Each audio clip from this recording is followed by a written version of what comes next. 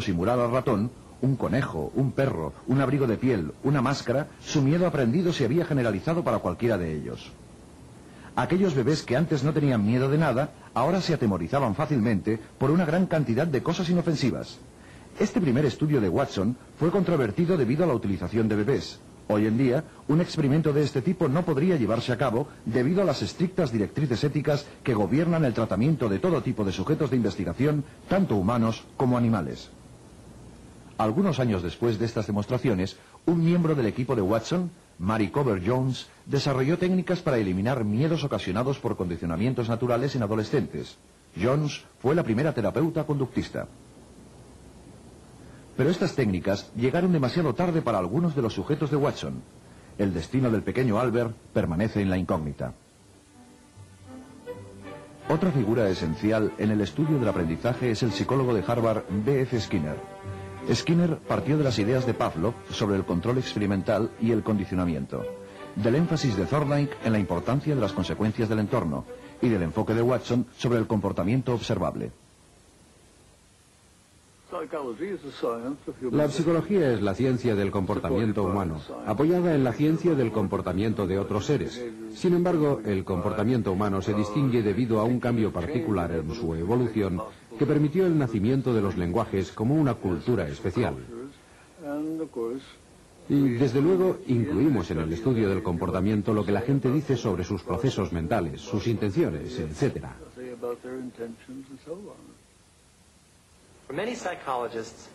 Para muchos psicólogos, el comportamiento se explica como un efecto de procesos internos, ya sean mentales o neurológicos. Entienden el comportamiento como la manifestación externa de lo que está ocurriendo en el interior. Sin embargo, Skinner no está de acuerdo. Sus investigaciones definen el comportamiento en términos de su relación con las variables del entorno que le preceden y que le siguen. Este postulado puede definirse como el ABC de la psicología: A de antecedente, B de behavior, comportamiento en inglés, y C de consecuencias. El comportamiento es algo que ocurre, en primer lugar, porque es parte del fundamento genético del individuo, o bien porque ha sido reforzado por otras vías. Cuando ocurre en estas situaciones y va seguido de una consecuencia, es más probable que ocurra de nuevo. Pero si además en ese momento está presente un estímulo, entonces ese estímulo es el que controla las probabilidades.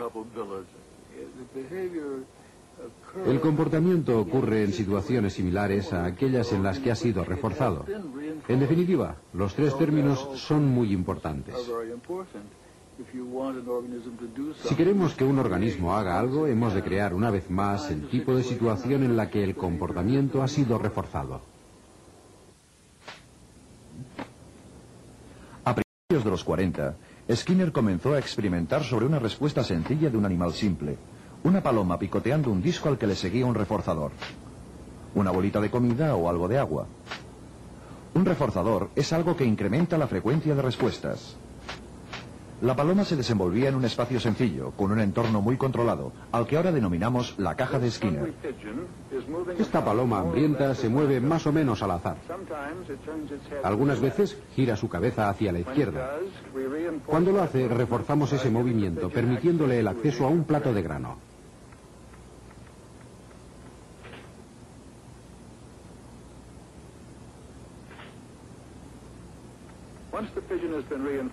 Una vez hemos reforzado a la paloma para que realice un leve giro hacia la izquierda, podemos esperar reforzarla a que la gire un poco más lejos.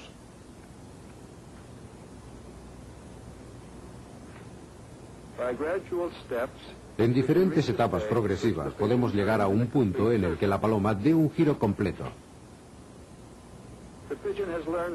La paloma ha aprendido a dar esta respuesta porque ha sido reforzada en etapas sucesivas hacia el patrón final.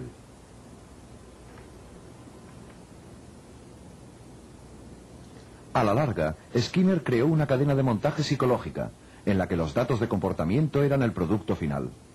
Utilizando mecanismos automáticos, podía presentar estímulos, grabar respuestas y organizar programas de reforzamiento sin la necesidad de la presencia de un investigador. De esta forma, se pueden reunir una enorme cantidad de datos. Más importante todavía, la frecuencia con la cual la paloma picoteaba. Podía medirse con precisión, y esta tasa de respuesta variaba directamente con las consecuencias del reforzamiento. Esta tasa podía ser controlada reorganizando el momento y la frecuencia de las consecuencias del refuerzo. En otras palabras, la conducta de la paloma podía cambiarse modificando las consecuencias. La versión de Skinner del condicionamiento instrumental se denomina condicionamiento operante. Un buen comportamiento operante es el que opera sobre el entorno y produce consecuencias. El condicionamiento operante es el cambio que tiene lugar cuando esas consecuencias tienen un efecto particular. A este efecto se le denomina fortalecimiento o reforzamiento. Es decir, lo que el sujeto acaba de realizar tiene ahora más probabilidades de repetirse debido a que le han seguido consecuencias reforzantes. Estudiamos el condicionamiento operante organizando las consecuencias, no únicamente para modelar una forma particular de conducta durante un largo periodo de tiempo, sino también para cambiarla ligeramente. Utilizando técnicas de condicionamiento operante, se ha conseguido entrenar palomas para picar correctamente una suma de números y ejecutar todo tipo de proezas.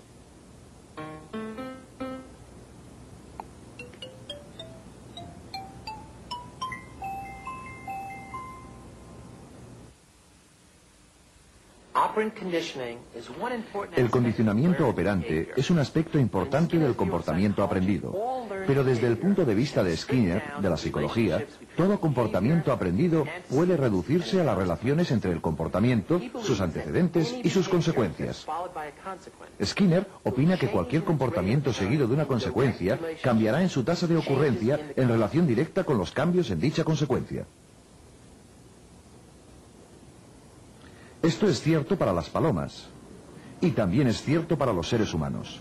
De acuerdo con Skinner, la búsqueda de agentes internos para explicar el comportamiento es innecesario. Si usted quiere ver gente accionando palancas en un programa de razón variable, basta con ir a Las Vegas o Atlantic City. Encontrará cientos de personas haciéndolo, porque se les está pagando según un programa de razón variable. No es necesario que nos preguntemos si funciona con la gente. Realmente funciona. Aunque las ideas de Skinner sobre psicología son controvertidas, esto no significa que sus principios de condicionamiento operante sean limitados. Nada más lejos de ello. De hecho, su aplicación se ha extendido más allá de los laboratorios de investigación donde fueron descubiertos. Hay muchas aplicaciones prácticas de la teoría del aprendizaje en la vida cotidiana, en los colegios y en los negocios.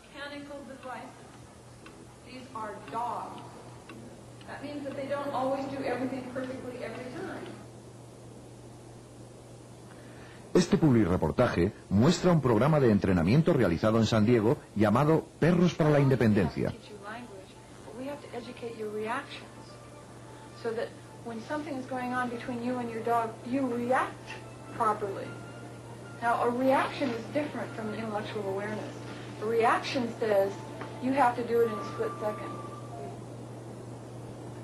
Utilizando los principios del comportamiento, estos perros han aprendido a ayudar en el cuidado de personas discapacitadas.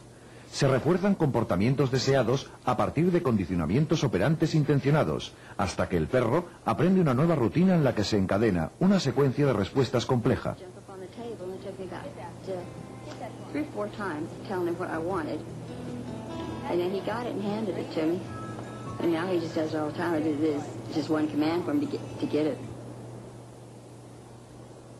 Los perros aprenden a recuperar objetos, a tirar de una silla de ruedas e incluso a utilizar un ascensor.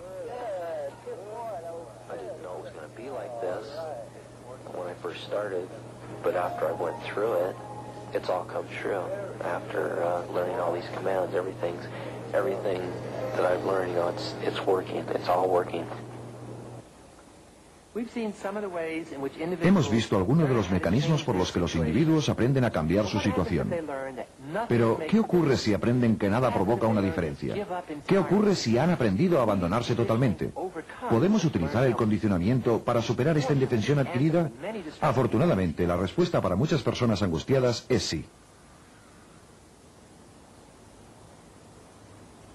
Esta mujer recibe terapia conductual para su agorafobia.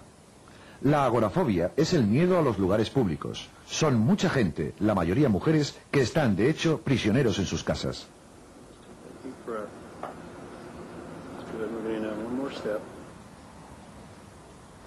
La característica de esta terapia conductista es su enfoque pragmático destinado a cambiar directamente el problema conductual, los síntomas del individuo.